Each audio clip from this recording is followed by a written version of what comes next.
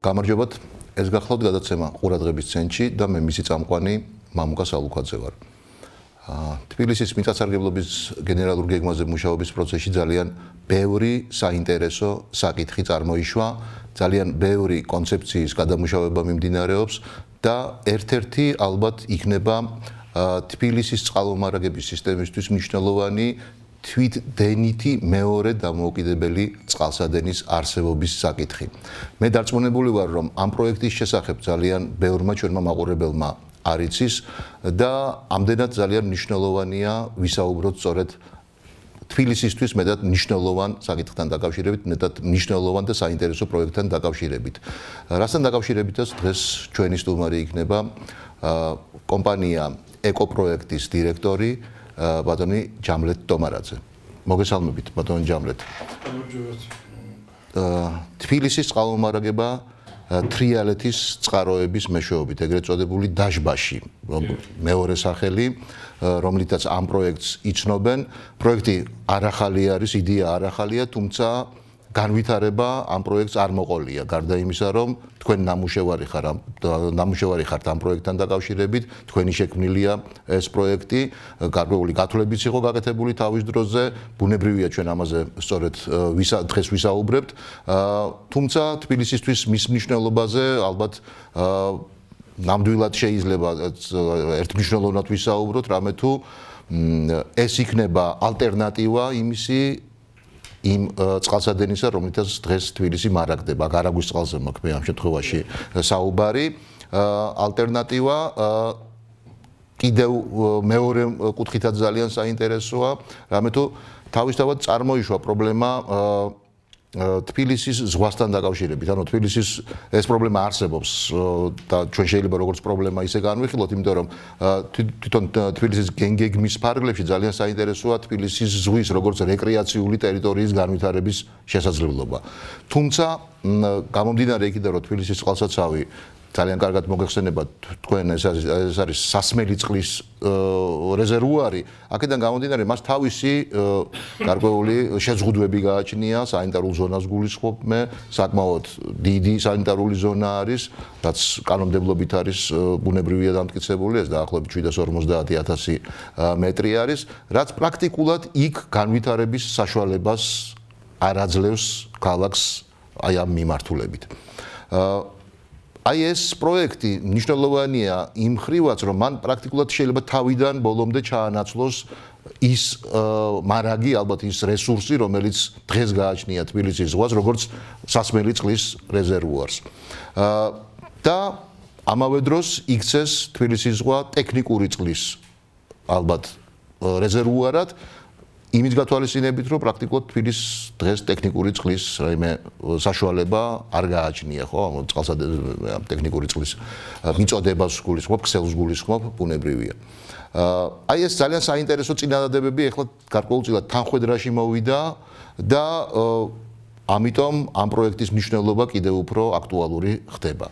მე ძალიან მინდა რომ ისაუბროთ ამ პროექტის შესახებ უფრო დაწვრილებით, ვიდრე მე ეს აღწერე, რა თქმა უნდა, ბუნებრივია, მისი დადებითი მხარეები ალბათ მაყურებლისთვის ძალიან საინტერესო, ჯერ ერთი ისინი გაიგებენ ამ პროექტის შესახებ და მეორე ერთი აი ამ პროექტის დადებითი მხარეებია საინტერესო, რაც თავაზობს აი ამგვარი წყალსადენი, თქვა თბილის, რა დადებითი მხარეები აქვს მას.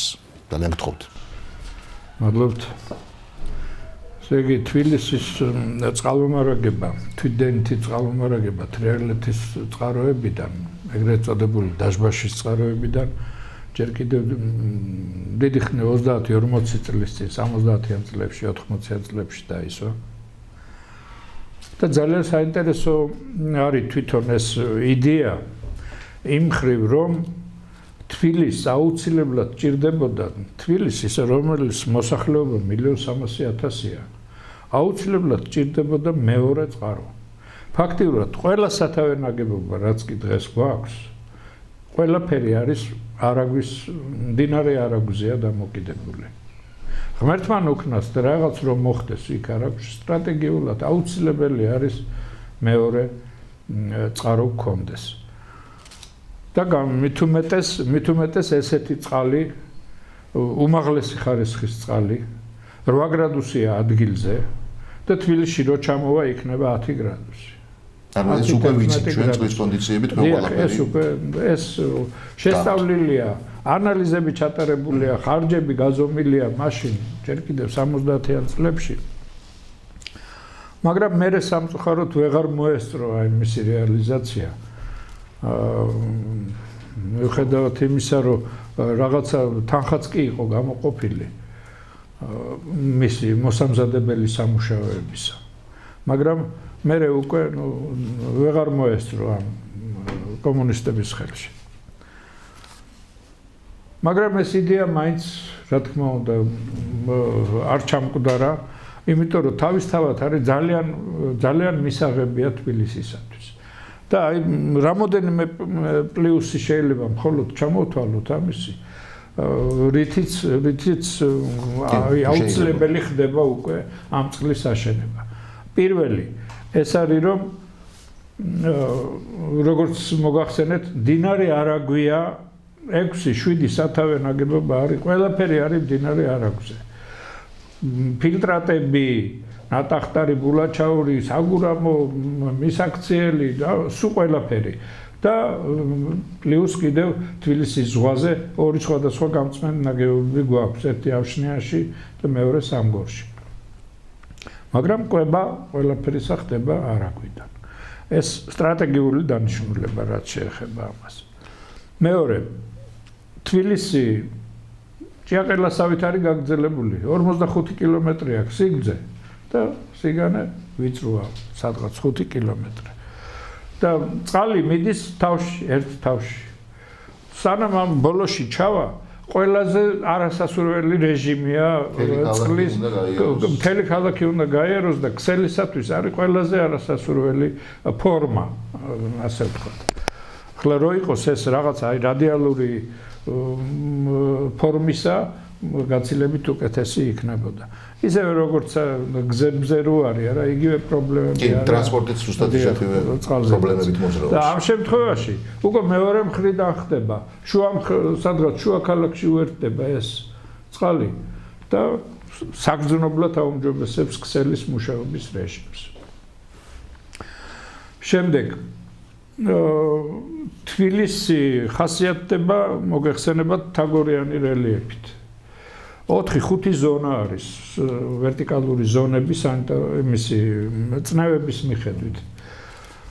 და სულ ყველაზე გარდა, ესე იგი 1934 წელს აშენებული ნატახტარის წყალსადენისა, რომელიც თვითდენით მოდის დღევანდლამდე 34 წლიდან დღევანდლამდე თვითდენით მოდის, დანარჩენი სულ ყველა მოდის ტუმბოების საშუალებით. და ამის გარდა ეს მარტო სათავიდან კი არ მოდის ტუმბოების საშუალებით. ქალაქში გვაქვს კიდე აუარება ტუმბოები. სადღაც 50 ტუმბო დაახლოებით თბილისში, რომლებიც მაღალ ნიშნულებზე აწვდიან წყალს და მათ შორის ამ კურორტებს, წყნეთი, კოჯორი, კიკეთი და ასე შემდეგ, შინდისი, სულ ყველას აწვდიან. იმაზე მაგალითად მდინარე ვერეს ნაპირზე სატუმბო სადგურია, რომელსაც 700 მეტრი აქვს აწევის სიმაღლე. 700 მეტრზე კაჩავს წყალს, რომ ავიდეს ამ ზედა სოფლებში. აი ამათ სულ ყველას თითქმის სულ ყველას ახლა ძნელია თქვა რომ 100%-ით, მაგრამ თითქმის სულ ყველას ამ სატუმბო სადგურს გამოანთავისუფლებს ეს წყალსადენი, იმიტომ რომ გამოსავალი ნიშნულები ამისი ამ წყალსადენის 1350-დან 1400 მეტრამდეა. და რო ჩამოყვავს თბილისში 1200 მეტრ ნიშნულზე ვაწყობთ რეზერვუარებს. დაახლოებით რა ტერიტორიაზეა საუბარი, სად განთავსდება ეს რეზერვუარები? ეს სადღაც აი წყნეთსა და იმას კუსტბას შორის, სადღაც მანდ. 1200 მეტრი ნიშნული იქნება.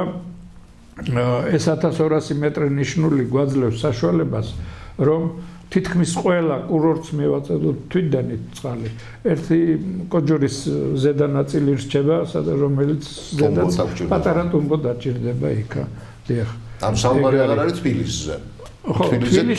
თბილისში ყველას დააკმაყოფილებს წნევების მიხედვით. ხო, მაგრამ რა თქმა უნდა, თავისი სიტულები ექნება იმ ხრივ, რომ ეს მესამე ზონა ერთ მხარეს კი არ არის, ეს გარშემოა, როგორც მარცხენა ნაპირზეა, ისე მარჯვენა ნაპირზეა, მაგრამ ეს ყველაფერი დაძლევადია ეს. და ძალიან დიდი, ეხლა რო ვთქვათ, დაახლოებით ალბათ ერთ ზაგეს ხარჯავს ერთი 40 მეგავატს ხარჯავს ეს სატუმბო სადგურები. მარტო სატუმბო სადგურები. მარტო დაშბაშმა რომ მოამარაგოს თბილისი, ეს არის 3000 ლიტრი წამში. ეს გვაძლევს თითოეული თბილისისათვის დღეღამეში 200 litrს წყალს. ეს 200 ლიტრი წყალი ევროპის ნებისმიერი ქალაქის ნორმალურზე ცოტა მეტი. დღეს რამდენს მოიხმარს თქვენი ინფორმაციით თბილისი? ой, რამდენს მოიხმარს არ ვიცი, მაგრამ ანგარიშით 1000 ლიტრი გამოდის. 1000 ლიტრი. უსაშუალო დიდი ციფრია. სასწაულია, ახლა მოგახსენეთ კიდევაც, რომ უცხოელები რო იგებენ ამას, ნოლში ხო არ შეგეშალათო გვეუბნებიან რა, იმდენად რაღაც არარეალური ციფრია. მაგრამ თუ კი წესრიგში მოვა ქსელი და რაღაცა 200 ლიტრი სავსებით ისეთი ციფრია საკმარისია.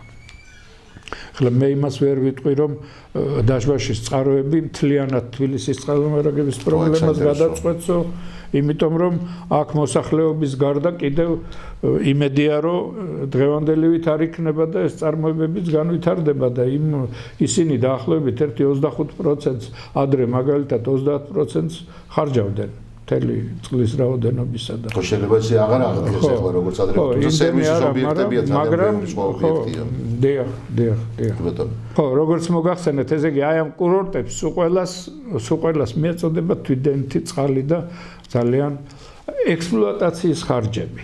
ელექტროენერგიაც რომ არ ჩავთვალოთ, ხო? ექსპლუატაციის ხარჯები აი ამ წყალსადენისა იქნება ძალიან დაბალი.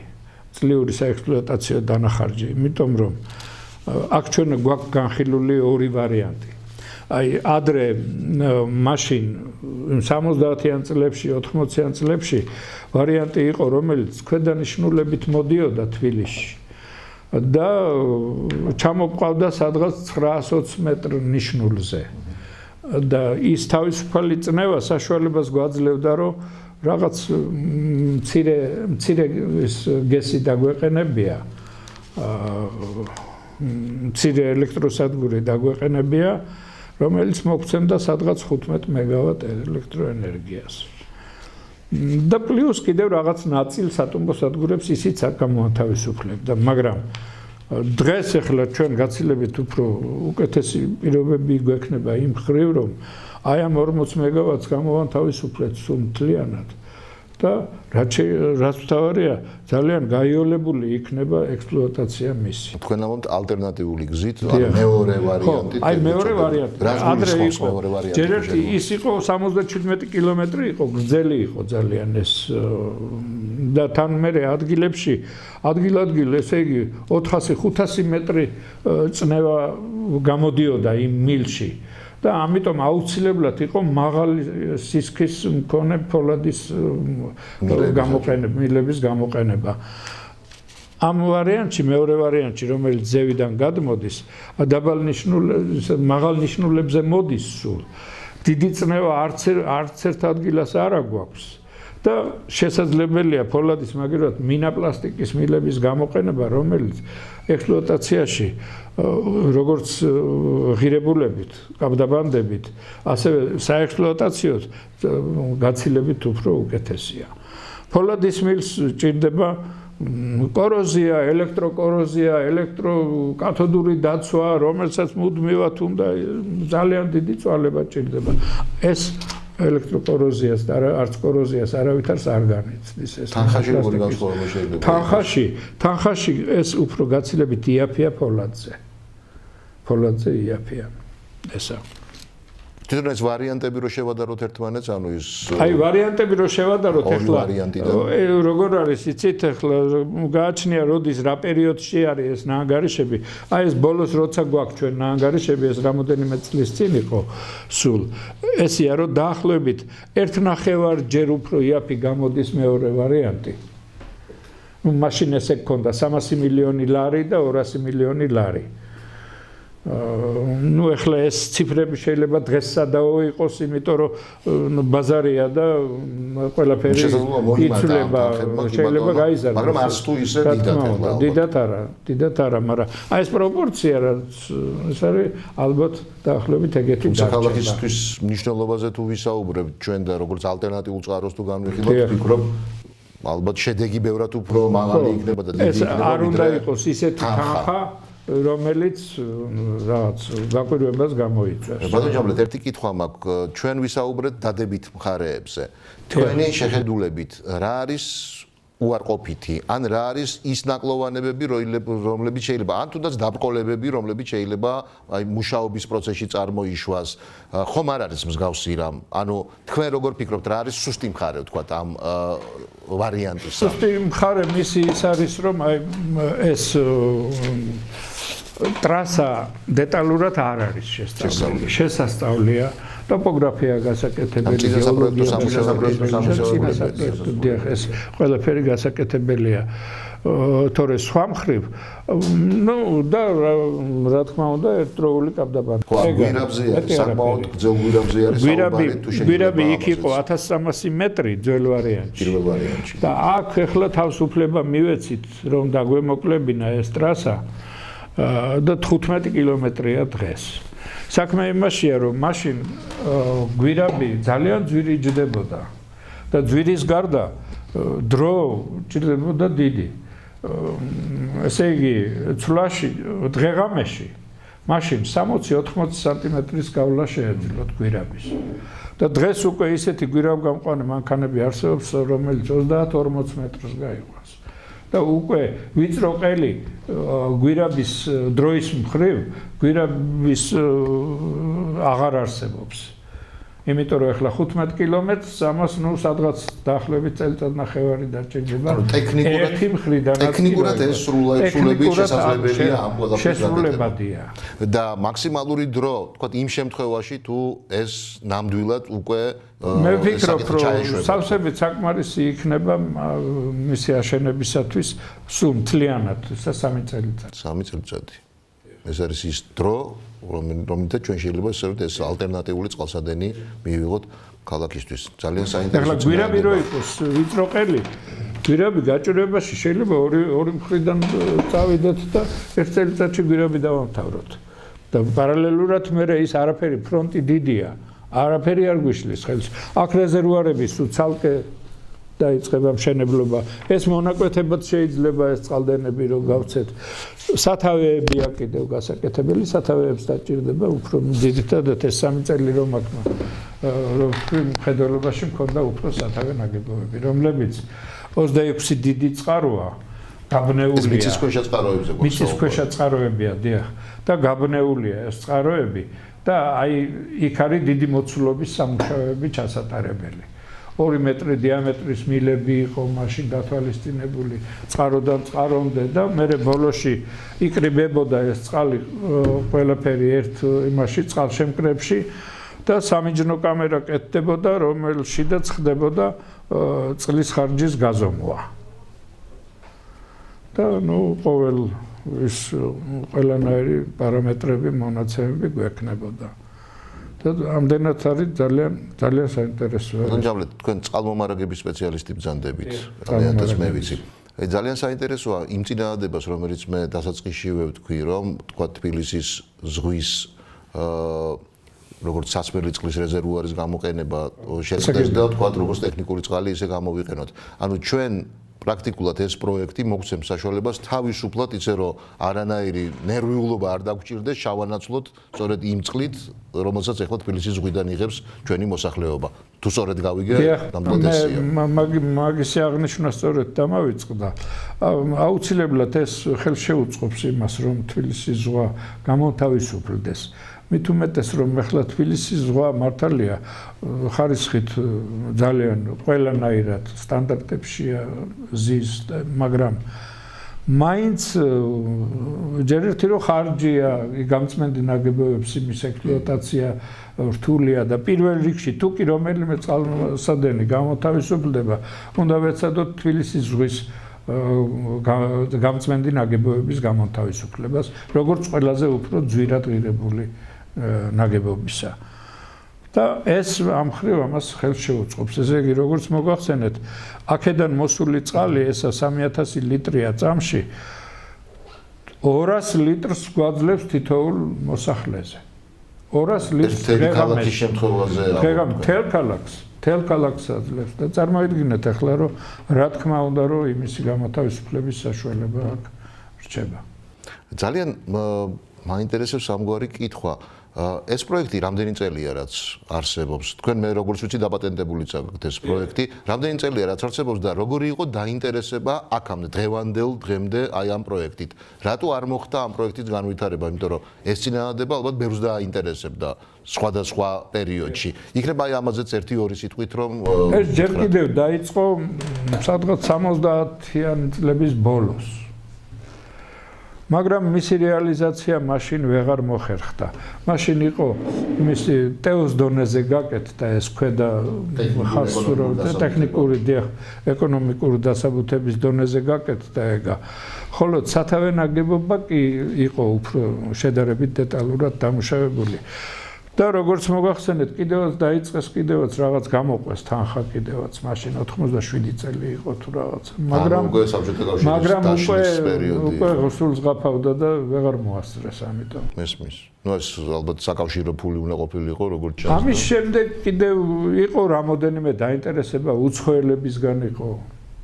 აი მოგახსენეთ გერმანელები იყვნენ ჩამოსულები ისა და ძალიან დაინტერესდნენ ამით, მაგრამ მე რატომღაც აქ ისევ პოლიტიკური სიტუაცია შეიცვალა. ხო და ანუ იწებოდა რაღაც ვიც კი გაიგო ყველა ძალიან მოეწონა და მაგრამ ჯერჯერობით აი ესეთი გემრიელი ლუკმა მესმის ეს იმდენად მნიშვნელოვანი წინადადებაა რომ ხლა არ დაგიმალოთ ჩვენ სერიოზულად ვფიქრობთ ამ წინადადების გათვალისწინებას თბილისის მიწათსარგებლობის გენერალურ გეგმაში.